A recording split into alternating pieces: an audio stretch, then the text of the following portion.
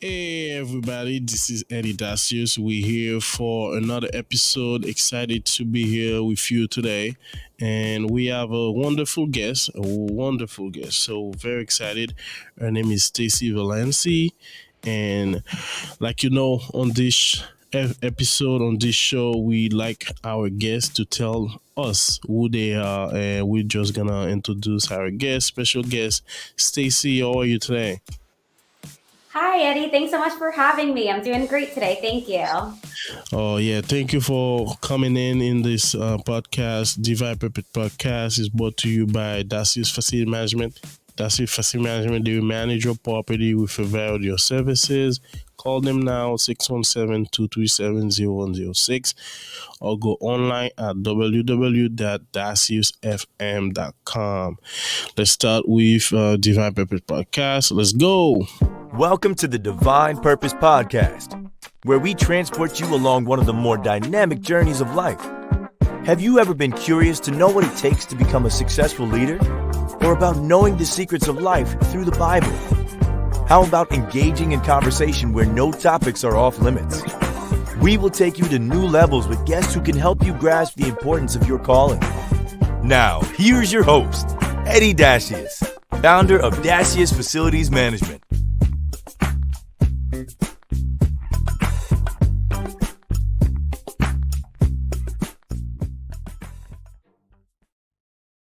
Yes, we back with Dacius Facility Management, which is our sponsor, but we are on Divine Purpose Podcast. And like I said, our special guest, Stacy Valancy, she's with us today. And the big question is, what can you tell us about you?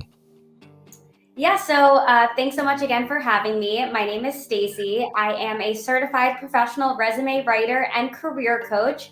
And my focus is helping people get where they want to go to reach their career goals. Wow. That's a lot. So, question. So, do you know one thing I realized that, and this is a question, this is your next question. Was it your dream when you were in high school? So, no, I actually did not know what I wanted to be when I grew up. Okay. I always saw those traditional careers like a teacher or a doctor or a lawyer. And I knew I didn't want anything that was a defined track, but I had no idea what I wanted to be. Wow. So actually, when I started college and I needed to pick my major, they required it when you started. I Yes. just scrolled through the whole list. It was in alphabetical order. I saw advertising. I like commercials. I clicked it. I became an ad major who actually never really worked in advertising. Wow. So I see that you started in sale and then you get your way up to where you are now. Can you take us through the journey? How has everything started? So let's go with your how was your dynamic your household dynamic? Like upbringing. How was it for you? I had a really great family growing up. I actually grew up in a pre-professional home. So all of my parents, it was a doctor and a lawyer. So that's why I said, I always saw those career tracks, but I knew that's not what I wanted to do. So over time, I was always involved in different sports and different groups and different things. But when I got to college, like I mentioned, I became an advertising major. I was just involved in a lot of different clubs and organizations. I was always social and active. And so somebody actually that I met suggested that I do an internship in sales. So one summer I did an internship in sales. I sold coupons in a coupon book, not super glamorous. But it was super fun. And I got to go out there and meet people and talk to people, which is what I love to do. And so, over time, I sold everything, starting with coupons and coupon books to apartments, to houses. And then someone found me on LinkedIn and recruited me to be a recruiter, which I thought, great, this is like selling careers. Yes. It's not, but that's kind of how I've gotten my upbringing into sales. And that's how I got into the career and human resources arena. So, and we're gonna go deeper into like your background. So, where exactly did you grow up, and Did you have any siblings? And then you mentioned you were very involved in sport. Was it competitive in the house? Tell us about your background. Yep. So I grew up in South Florida where there's one season all year long, summer. Yes. Ooh. Um, so I grew up with a brother, one older brother, and we got along really well, but we were definitely competitive. We never actually played the same sports, which is probably good. Yes. I played soccer, he did track. I, at one point, was in figure skating, he was in hockey. So we were always kind of near each other, but never directly competing. Yes. But I was always, involved not just in sports, but different organizations and clubs on school property, different groups, and, into that kind of translated into my college career as well. Just all different things, social kind of events that I could be a part of. I was always really involved in anything I could get my hands on. So let's I know we sent you a few questions, but the way we like to kind of, it's like a journey. Stacy is taking me, our audience, to a journey. So let's talk about challenging. And I feel like you playing sport, and sport is very challenging, especially if it's competitive. But can you tell us about like three major event in your life that really challenge you? So when I think of events in my life that really challenged me, I definitely think one of the biggest ones is probably when I started in sales. Okay. Um, Even though I loved talking to people and getting out there and meeting people, I was a sophomore in college. So I Yeah. was the ripe age of 19. Yeah. And I was going out there talking to business owners, and I was being rejected a lot. People would ignore me, yell Oh, at me, tell me to leave their store. wow. And I wasn't, harassing them. I was trying to show them, a product that could help their business. Yeah. But that was definitely one of the first challenges that I vividly remember facing. So I'm sorry to hear that, because I know it's like frustrating when you had like a job to do, and you have an obstacle along the way. So how did you go over it? What did you do different? Yeah, so what I started doing is shifting my mindset and realizing that a couple of things. One, rejection, they weren't rejecting me, they were just rejecting the product, or maybe they were just rejecting that moment in time. Yes. And some of these people I went back to with maybe a different approach, or I scheduled a meeting, and then they were more apt, and I actually converted them into a sale. And then Okay. the other thing that I discovered is that with a lot of these rejections, you try to convert them or go over the objections, find out what the real root cause is. But Yeah. then I really learned that the second best answer to yes is actually no, because that way I didn't just waste my time hounding the same people all the time. I worked at it. I tried to overcome the obstacle. If I really couldn't, maybe I'd come back to them later, or maybe I would just move on. And again, know that they're not rejecting me. They're just rejecting the product or Okay. this moment in time. So one thing I was thinking is to ask you is, what was your favorite childhood memory? Did you have one you would like to share with us? Favorite childhood memory? Um, that's a tough one. I think one of my favorite childhood memories for sure is at some point when we were kind of moving houses and me and my brother were sharing a room. We had never shared a room before. We always had our own space. And my parents were a little worried that if we shared a room, that maybe we would fight, or maybe we would want our own space. And then what actually ended up happening is that what nobody saw coming is we ended up staying up all night playing and talking. So eventually they had to separate us because we just wouldn't get any sleep because we were having so much fun together. Wow, that's good. That's a good one. So, can you tell us what was your process to choose your college? I know you finished high school, excited now.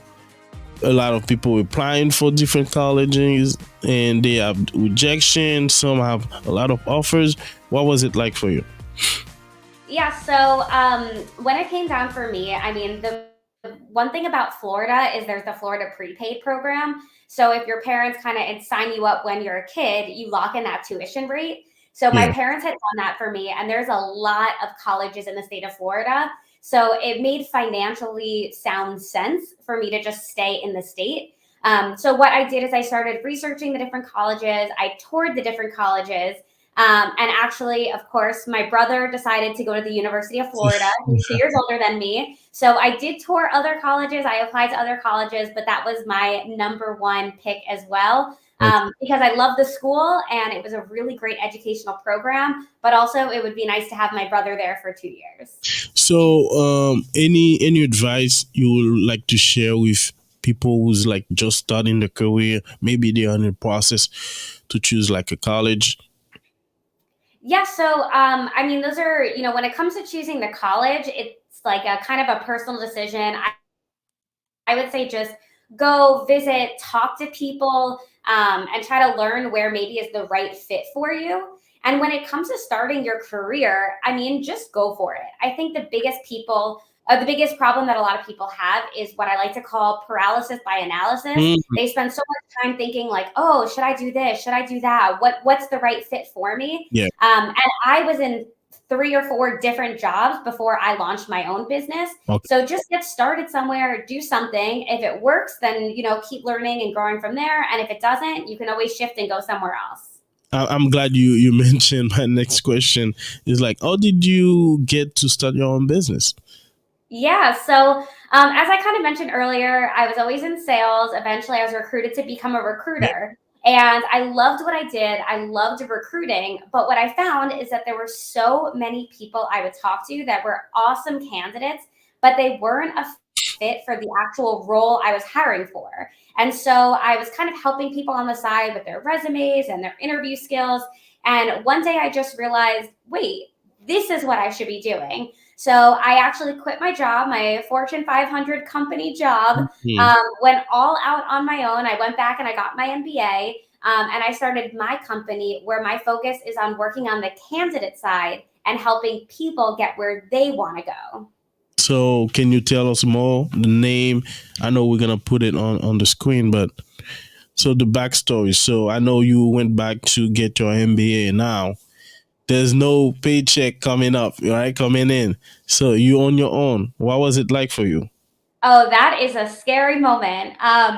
A lot of people, when they start their own businesses, it starts as like a little side gig or a side hustle, and then eventually you make enough money where it turns into your full-time job. Yeah. I'm not that kind of person. I'm the kind of person that I need to just commit to something. So when I quit my job and started my company, there was no backup plan. So I knew that this is what I needed to make work. And I knew that this was my passion. So I could make it work. So I was in school getting my MBA part time, and also starting the business part/full time with no backup plan. And luckily for me, between my network that I had already built, I started out getting a lot of referrals to launch my business.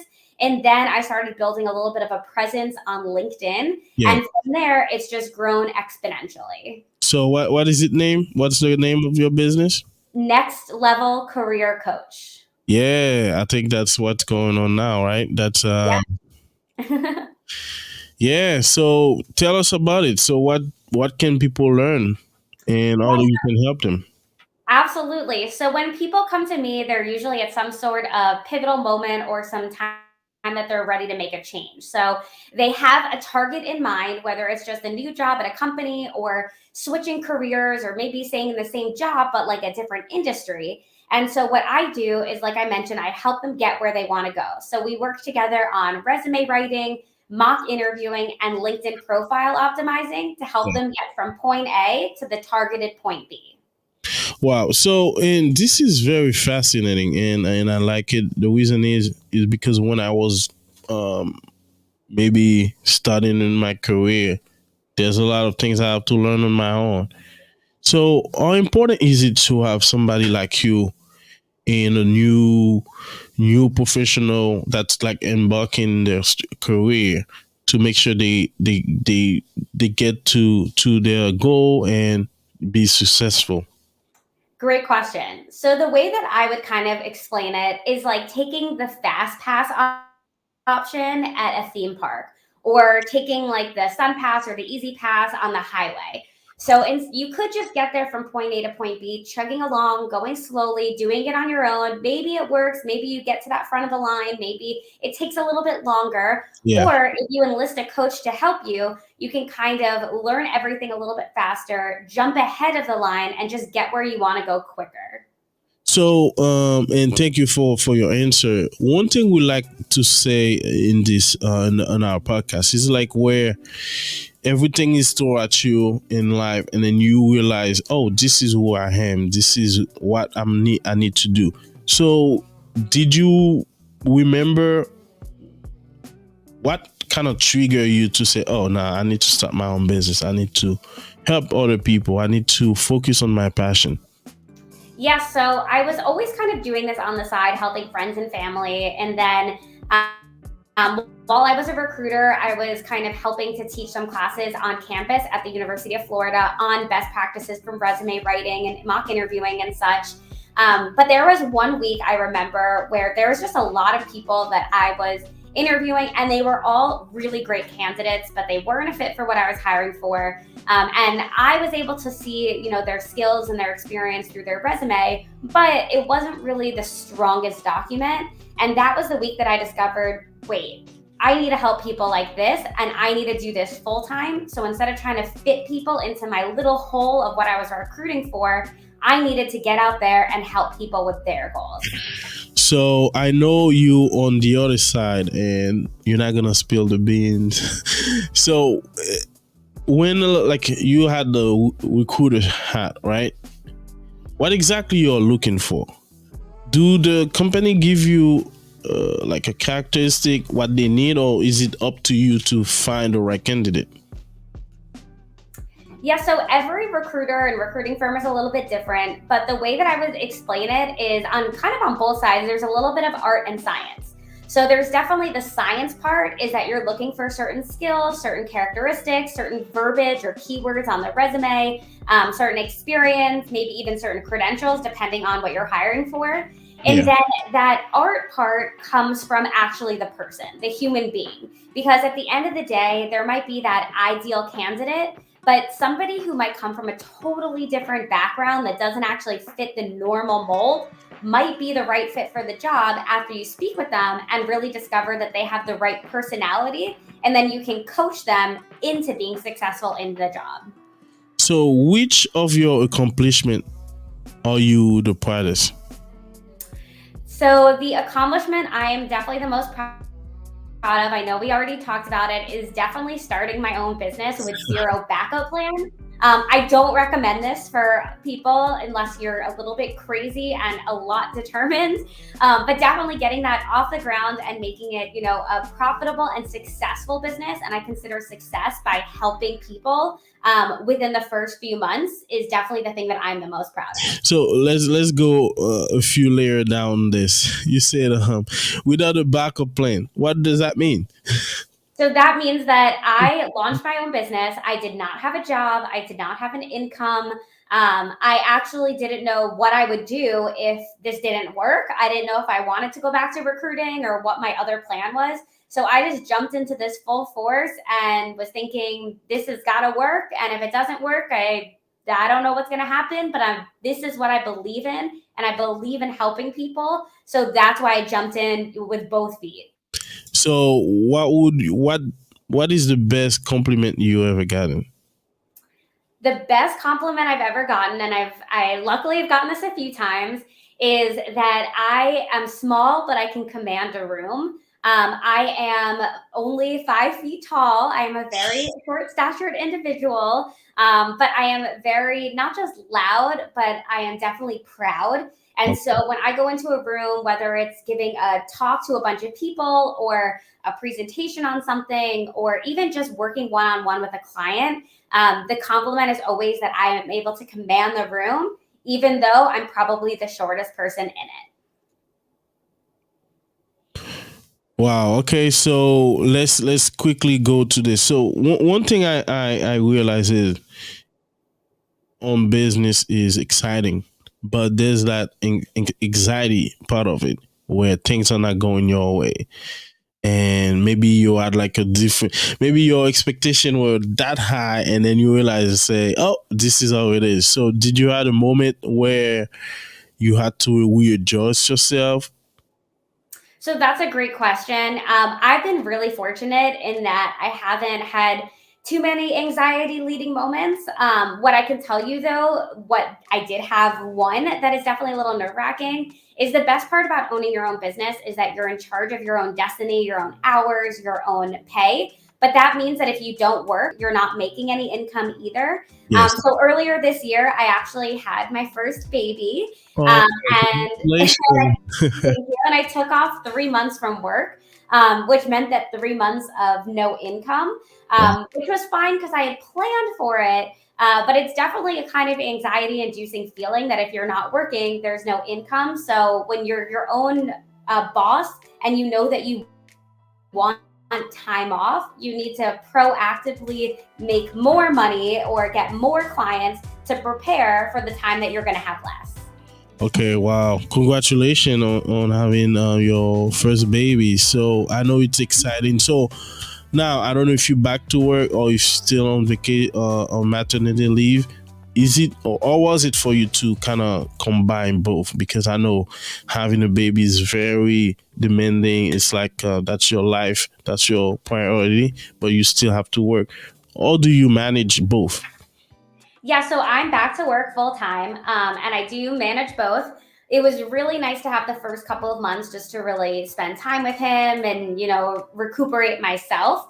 But right now, it is definitely a little bit of a balance. So I work during the day, and I do have childcare coverage. But what's really nice again about what I do is because I build my own hours and I work from home, I get every morning with him at a certain time. I can kind of close my laptop, clock off, and spend time with him. There's no work on the weekends unless I want to work on the weekends. So it's a balancing act for sure, but it's nice to be in charge of it myself. No, that's great, and that's the best feeling ever to have a newborn. Definitely. Now let's talk about. Okay, now you start your own business, but you have to set your salary. The reason I like to go in this process because I have my own business too, and now I say, okay, how much I do I pay myself? So what was it to kind of get break down your salary, saving, and then how to try to grow the business? Because you wear multiple hat. You the owner, you might be the advertiser, you might be the marketing lady, you're doing everything. Is it for you, what was it for you to kind of make sure you know how to pay yourself for your time, your service, and then how to save for the business? Did you have a loan or did you start it on your saving? Or was it your like financially? Or did you start with the business?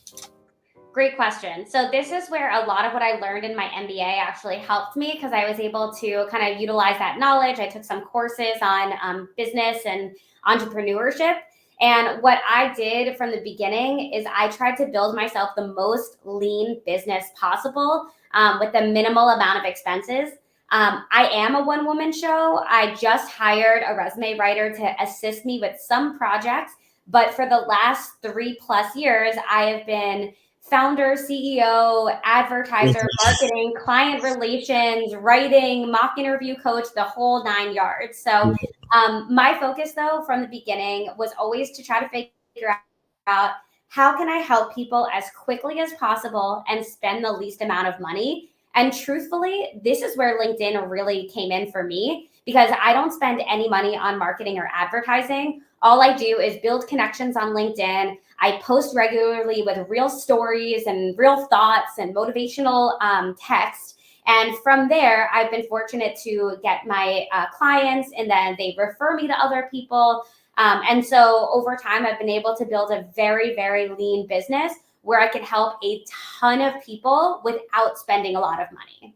So, which one thing you wish you knew when you first started your career? Like one thing you say, "Oh, I wish I knew this before I started." So before I started my career, I wish somebody told me to just go get started in something. Mm. Because when I got started in sales and then it didn't work out and I was nervous and I didn't know what I was going to do next. And I was trying to figure out what I should do. And that's before I started just selling apartments and leases. I was in a moment of, oh no, I don't have any other experience. I don't know what I want to do. And if somebody just told me, it doesn't matter, Stacy, just go in there, get started. If it doesn't work, it doesn't work. That's totally fine. That would have definitely eased my panic. That's the advice I give to other people now. But definitely, just knowing that if it works, great. And if it doesn't, it doesn't. And either way, it's just a job. It could be your career, but it could just be another job. And that's cool too. Yeah, and thank you for sharing, because the reason we like to hear real life experience, because this will help our audience grow and help them with their confidence. So next question is like, do you feel like there's a misconception about business in terms of, oh, you need to have everything figured out before you start a business? Yeah, so that's definitely what a lot of people think when they're launching their own business, that they need this elaborate business plan and they need to have the budget and the goals and the strategic marketing. And yes, for some businesses, that is true. You do need a really detailed plan. You do need budgets. You do need maybe property and equipment and things like that. But there are plenty of other businesses, like the one that I run, where you don't necessarily need a big plan. All you need to do is figure out what's your goal, help people. How am I going to do this? By offering these services. And then from there, kind of figure out your process in terms of having the intake call, doing emails, doing follow-up calls. So I think that with most, or I shouldn't say with most, with some businesses, you do need that detailed plan. But a lot of the times you can just jump in and kind of edit your thoughts and your plan along the way. So, because I feel, and you know that too, nobody know everything, and we're going to talk about mentorship. So who was that person who was your cornerstone, that person when you had like a million questions unanswered, and then they were the one to kind of guide you to the perfect answer you wanted to hear? So I've had a lot of really amazing mentors over the years. I've been really lucky.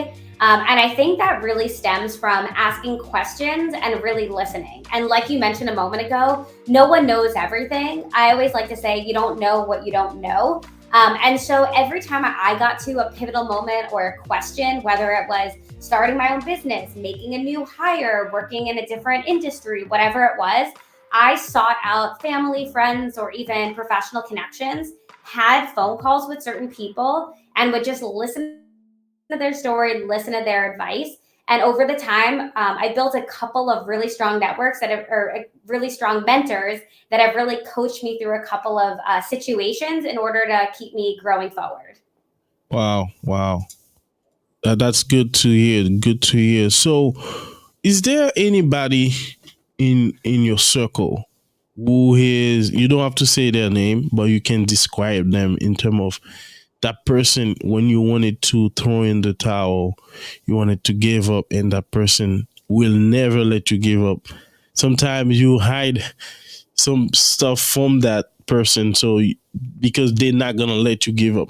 Is like somebody like that in your circle that's like is a big influencer in your life, and it always motivates you to go forward and pursue your goal? So, of course, my whole family has been really supportive of everything I do. I've never wanted to throw in the towel, but there's definitely been difficult days where maybe I've had difficult phone calls or difficult clients, or just kind of, those tough days that you have to power through. I've been lucky that they've mostly been positive days, but they do happen. They happen to everyone. And definitely when it comes down to it, it's been my husband always who's told me, you could do this, you could do more, you could do this, you could do more. He is not on the business side. I don't really think he fully understands how the business runs or anything. Yeah. But all he knows is that I love what I do and I help people. So whenever I have a difficult day where maybe someone's being rude to me on the phone or just some sort of struggle, he's always there to refocus me and remind me of what my purpose is, and really make sure that I stay on track and that I quickly get out of that funk and stay positive. So we're gonna go deep on what you do. You like resume writer, you're a coach. So this is a time to pitch your service to our to our audience. Yeah, So so what can you do for them? what I do is I help people get where they want to go.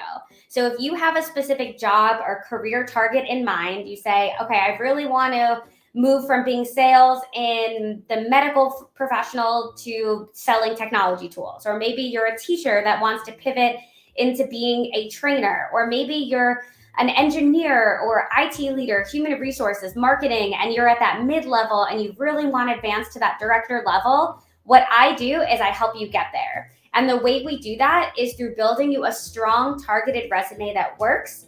I'll coach you through a mock interview session to make sure that you're prepared with the right questions and the right answers. So that way you nail the interview. And then I'm also there to assist with LinkedIn profiles to make sure that we enhance your searchability and your engagement online. Wow. So this is next level, and you want to share the website with our audience? Yeah, so Next Level Career Coach. It's just nextlevelcareercoach.com. You can always go ahead and reach out to me through the website. That's the fastest way to get me. Alternatively, you can find me on LinkedIn, Stacy Valancy, V like Victor, Alancy. Search me out, follow me, connect with me, message me. I'd love to connect with you and have a conversation. Yes, excited. This is Eddy Dacius with Divine Purpose Podcast. We have a wonderful guest, and like you hear about Stacy Valancy, she will be here with us, and we'll take a break and come back. This is Eddy Dacius. Stay tuned. What comes before making a smart decision? Choices. A smart choice is the best option, which is who we are. That's why our clients expect more from us and, in return, get more in everything we do. We understand the problem. That's why we thrive for excellence. We don't just create a winning culture. We aspire to be a smart choice, a voice for solutions. We believe in integrity, professionalism, and teamwork. Our passion is to bring results from our clients by working harder, smarter, and faster. As a team, we always deliver because we recognize your needs. Choosing smart influences us to be the best version of ourselves. That makes us different than other companies.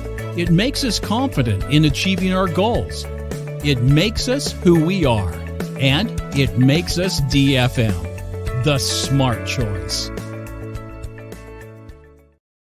Hey, this is Eddy Dacius. Once again, we have Stacy Valancy with us, and we're gonna go deeper on our conversation, and we're gonna make sure that we try to make this podcast like a journey. So when somebody listen to this podcast, they're gonna learn more about who you are in the personal side, and then what can you do for them as a professional. So let's talk about your because there's a lot of writers and resume writers out there.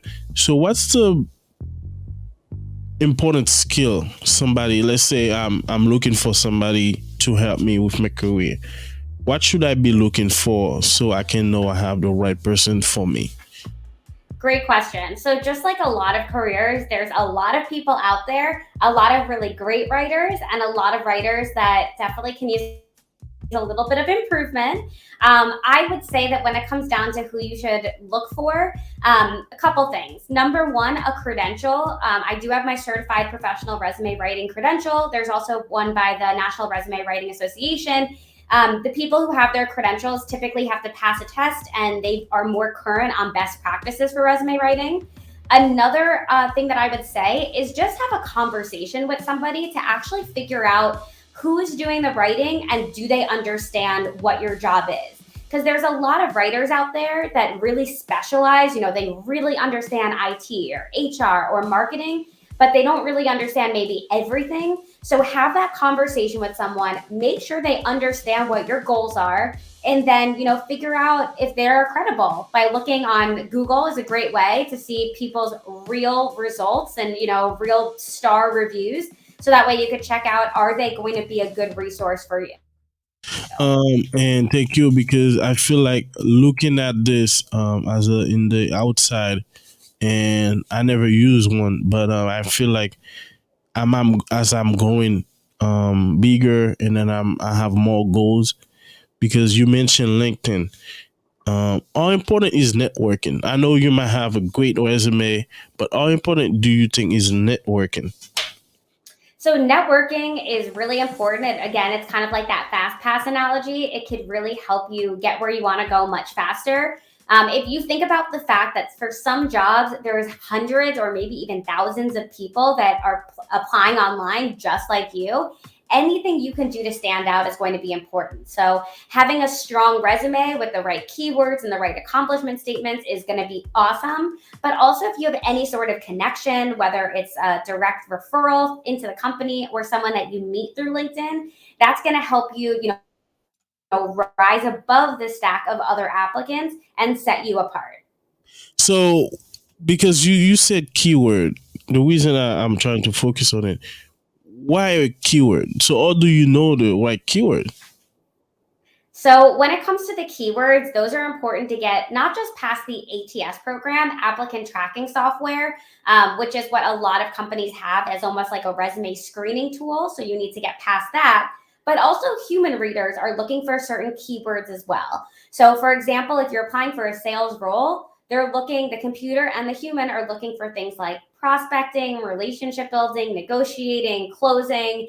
If you're in marketing, it might look like something like building awareness, driving sales growth, and human resources. It could be about building cultures, employee engagement, benefits administration, and so forth. So what's important is to highlight the right keywords for both the human reader and the computer system to show that you have the right knowledge, skills, and experience for that job. Wow, great job, great job for explaining. So let's go to this question. Do you think that because there's a lot, like I said, there's a lot of writers out there, but do you think somebody who really has a good resume, because you mentioned both, you mentioned the skill for interview, but which one is the best? Like, which one is the most important? If you have to choose one between a good resume or the skill for the interview. So that's going to be a tough one because the whole point of the resume is to land you an interview. And then Yeah, the whole point of the interview is to secure the job offer. yeah. So you really need to be good at both in order to get from point A to point B. So I'm not gonna let you off the hook on this because I feel like, yes, if you have a good resume, that's the first thing they see, right? Mhm. So do you think? Yeah, go ahead. So the resume is that first impression. So that's going to be important. But if you can't close the deal in the interview, you're not going to get the job. So it is definitely a tough conversation because both are going to be important. Yeah, At the end of the day, it might come down to the company or the hiring manager because your resume might be subpar, but maybe they know you, you're a direct referral, they know your skills and experience, even if it's not presented properly on paper. And so your interview might matter more. Alternatively, if they know you and maybe you have a strong resume, but yeah. your interview skills aren't as good, but you don't really need to interview or communicate that well. If let's say you're a back end support professional who's mostly going to work on the computer, if you could do your job, then you could do your job. So I think both are equally as important, but it might come down to the job at hand in terms of which one is going to be most important. Don't worry, I'll defer to you. You're poor. Alright, so I had a friend. I had somebody I know from my class. I'm a project manager, and she said she was saying to somebody else, but I overheard them talking, and she never did an interview. She always has referral, and she get the job. Do Yeah. you, So yeah, go ahead, go ahead. So that I've heard a couple of times as well. I've also heard the story that I've had a couple of people that have never actually had to build a resume before because they've always just been tapped on the shoulder, had a referral, gotten in for a job. What I would say is that those people who never had to build a resume and never had to interview, I mean, give it up for them, give them clap. they deserve it. The fact that they've always just networked so well and built out such a great reputation that they didn't need any help and they didn't need any of those interview skills or the resume document. But I would say that those are kind of those exception to the rule stories, not the traditional stories. So that might happen to you, but there's a more likely chance that you will need a resume and or, to practice your interview skills. So I would definitely tell you that it's better to prepare that in advance, because there might come a day when you kept getting tapped on the shoulder and selected, but then all of a sudden someone asks for a resume, and then that's not the time to start building it. The time to build it is now, while you actually remember all of your skills and accomplishments. Wow, you're doing a good job explaining everything, and I like what I'm hearing. So next question for you now is, how do you build a resume? So hear me out. It's like, okay, I know for me, okay, I pass a different job, and then now I need this. Let's say I'm looking to be a project manager. Do I look at on my experiences and then bring it in the resume? So what's your magic on, because this become an art, like you mentioned it, to create the perfect resume? Yeah, so the resume, it's a little bit tough because you need to have enough information on there to get past the ATS programs and excite the human reader, basically get called in for an interview. But you don't want to have so much information where you have a 17-page document and it's overwhelming to read. So you really have to be strategic in terms of what you include and what you're going to just share maybe in an interview conversation. What I would say is, when you're looking at building a resume, a couple of things that might, that you might want to really consider and focus on. Number one are those keywords for the ATS programs and the human reader to make sure that you do align with the job at hand. Number two would be accomplishment statements or any sort of success or impact that you've had. And number three, think about your recent information as being a little bit more relevant, because what you've done in your last, let's say, 5 to 10 years is going to be more important to focus on than maybe what you did 15, 20 years ago when the technology was different or the processes were different. So, and then I'm going to put you in that recruiter seat again. So, okay, you get maybe three candidates in front of you in terms of their resume. One is 1 page, the other one is like 2 pages, and the other one is like 10 pages. So the 10-page one, I would never read. I never get past the second page most of the time. I mean, sometimes there is an exception in terms of going past 2 pages. It could be for an executive level candidate, like a C-suite executive, or maybe someone who it's important with, like, let's say a research position where their 3rd page might almost be like an addendum of publications.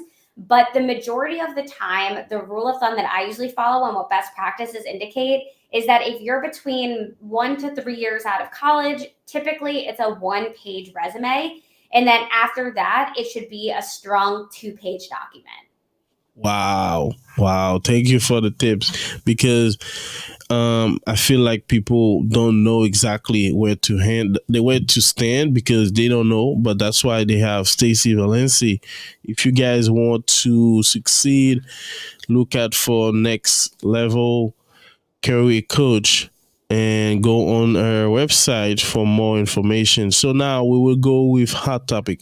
Hot Topic is like a segment where we talk about, taboo, not taboo in your case, but like very deep questions because, so yeah, let's go for Hot Topic.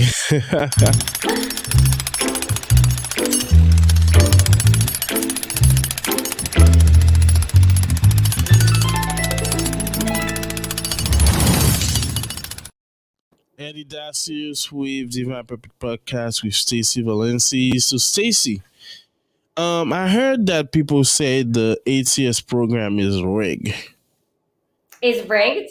Yeah, like let's say it's like, I'm not saying rigged, but maybe biased. So a lot of people think the ATS program is like some evil robot that's like going to take over the world.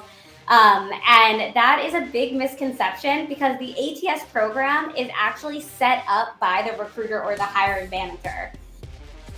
So a lot of the times people think that it's just this evil AI that they don't know how to get past, but most of the time, the way that it's built out is someone on the recruiting team actually inputs the information it should look for, whether it's amount of experience or certain keywords or whatever it's looking for. It's actually set up by a human being. Wow. So, and then can you go in detail what exactly it is? Yeah, so ATS programs or applicant tracking software. It's different based off the software, but the general idea of how it works is the same. So what recruiters or hiring managers do is they input certain things that they want the resume to screen for. So it might be certain keywords like that they're looking for that they need to make sure they show up multiple times or at least one time. It might be job titles that they've held in the past. It might be the years of experience that they've held in the past or certain certifications or credentials. So usually a human sets up what they wanted to search for, and then the ATS program screens or parses it. And then depending on the program, they either pull out certain resumes to share with the recruiter, or sometimes they give like passing grades. I know that one of the ones I had in the past was like a percentage where a match, and it would be red, orange, or green. And so just depending on the system will depend on what the final output looks like. Wow. Okay, so networking versus resume. Who will win? Networking versus resume. This is like the big debate nowadays. Is the resume dying? Are we going to kill the resume? At the end of the day, I think the resume is still a very important living, breathing document. Because at the end of the day, you could network and you can meet a lot of great people. But I've been in tons of situations, and so have my clients, where we've kind of heard where you network, you build this awesome connection, and then right before you have that conversation, somebody says, hey, by the way, can you send me over your resume? So networking is going to be important to help you stand out above all the people applying online, but you're still most likely going to need to send over some type of document. So the resume is not dead yet. So I went to a convention in Las Vegas, so I posted on my LinkedIn. Well, great experience, but I met somebody, and then because I wanted his card so we can network, and then he had a smart business card. He tapped it on my phone, and then next thing I know, all this information is already in my phone, and I just added on my contact. Do you think resume gonna get to that path, or is gonna be mostly LinkedIn? So I think the resume is going to start slowly evolving. I still don't think it's going to be replaced, at least not that quickly, with things like just tapping it onto your phone or a video resume, which is what a lot of people are talking about as being additional things these days. I still think that like kind of paper or PDF kind of document, Word document is going to exist for quite a while. What I can see though is for some organizations are kind of just pulling your LinkedIn profile, downloading that, and that can be used as your resume. But because not everyone's on LinkedIn, not everyone updates LinkedIn enough, and not, all the different types of industries and careers aren't necessarily as active on LinkedIn. I think that it could be a supplement or replace it for some people, but not for everyone. So having that document is going to be important for a while. So and I was thinking about, so what do we do for LinkedIn in terms of because LinkedIn has become like a big, very huge platform for professional to network, to make sure they look for opportunity. So do you think LinkedIn is very important for somebody who's starting their career? Yeah, so LinkedIn is the place to be, especially during the pandemic. A lot of networking groups and organizations moved to LinkedIn. That's an easier way to connect. Everything became virtual. A lot of things have stayed virtual. And so it's really important at any point that you're at in your career to at least update, have a picture, have your headline, and then put something in your about section that, details about you. At the bare minimum, having that information along with your job titles and, companies is going to be really important, because that way you can network with more people without actually leaving your house. Yeah, and I think so too because, like I said, LinkedIn is very important for people. So now, do you okay? So we work hard to get that resume done by Stacy Valancy, right? And then now they're asking me for a cover letter. How important is a cover letter? So the cover letter is another fun discussion. I mean, some of the stats I read say up to 50% of cover letters that are submitted aren't even read. In some cases, they're being parsed or screened through the ATS program. In some cases, they're not. So at the end of the day, you just never really know how important the cover letter is going to be. So just assume that it's important, assume that it's going to be read. But what I would say is that keep it simple, and it just should be something that goes a little bit beyond your resume, really emphasizes your candidacy, and it's your chance to say, I'm a good fit for you because. Yeah, so the whole point of the resume is to make sure that you're a good fit for the job. And so, like I've kind of mentioned about having the right keywords throughout and having relevant proof of success or accomplishment statements is going to be important. But if you think about it, if you're applying for the same type of job or job function, the resume that you're going to build is going to work for all the different jobs. So what do I mean by that? If you're a project manager, if you pull 10 different job descriptions for project manager, you're going to see things like led a project from start to finish, manage budgets and schedules, handle project scope, communication, strategic planning, problem solving. So these are all the information and all the keywords you should really have in there. And then you also make your accomplishments talk about what you've done with project management. So maybe like manage 10 projects at a time with budgets between $500,000 and $1 million, making sure that it's really super relevant. You can always make adjustments each time when you're applying for jobs, but in theory, if you're applying for the same type of job, it really should work across the board.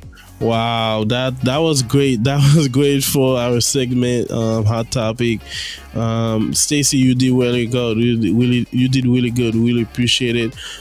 This is hot topic with Stacy Valancy.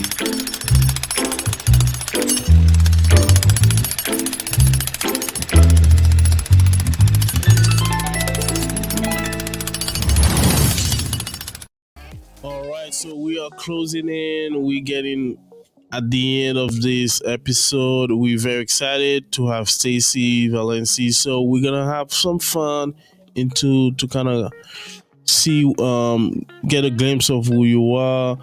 Can you share favorite books? Three books you will recommend to our audience. Sure. So 3 books that I would recommend. Number 1, Eat That Frog. It's a book about not procrastinating and doing the most tough thing of your day first, which I always do. So I love that book. Made to Stick. It's a kind of a marketing and advertising book, but it's really just a fun read for anyone. It's about why you remember certain things over other things. So I would highly recommend that one. And one of my all-time favorite books, this probably speaks a little bit to my personality, is You Can Negotiate Anything. It's just a really good life book, and it teaches you certain skills and how you can communicate properly and negotiate anything really in any kind of situation. Wow.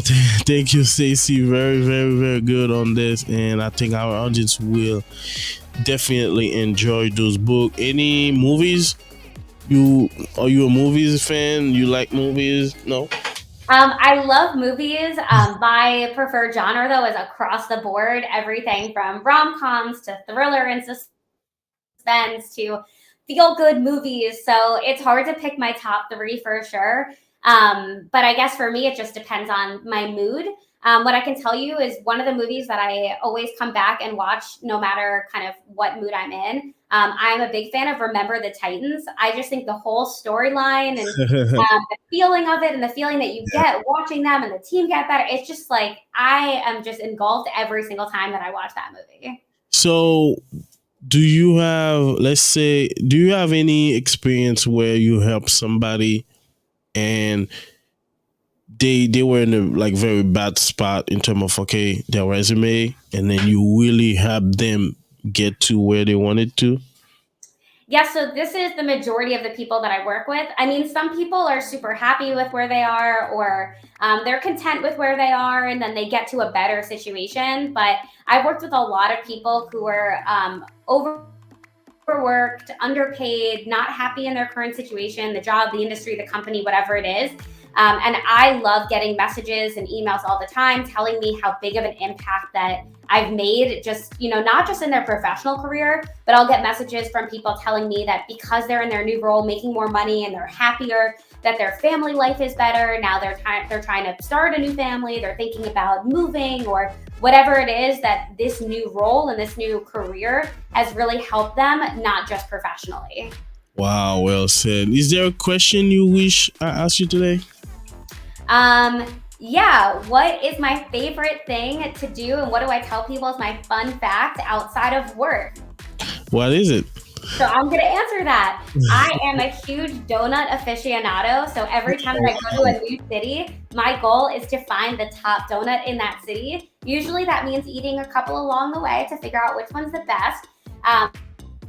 But that is what I consider myself as my part-time gig, is figuring out the best donuts per city. All right, so I'm not gonna plug anybody, but you should come to Boston then. You should come to Boston and figure out. I think we have the best donut in the nation. But I don't know. There were some good options. There's some good options in Ohio, and really growing up in South Florida, there were some great donut places in Florida. Oh wow! So that's a contest then. But Stacy, really appreciate the time. And last word for you? I'm sorry? Last word for you? Oh, yeah. So thank you so much for having me here today. This has been super fun, and really my goal is to help people get where they want to go. So check me out, nextlevelcareercoach.com. Feel free to network with me or follow me on LinkedIn. And just remember that if you're ever thinking about making a change, you don't know what you want to do, you're a little confused, or you know what you want to do, just go in, get started. And if it's the right fit, great. And if it's not, that's fine too. Wow, well said. Thank you, Stacy. Really appreciate it. This is Divine Purpose Podcast with Stacy Valancy. This is Eddy Dacius. Thank you for this great time, and we learn about you and your career. Definitely, we had a blast, and we wish you success, and see you next time.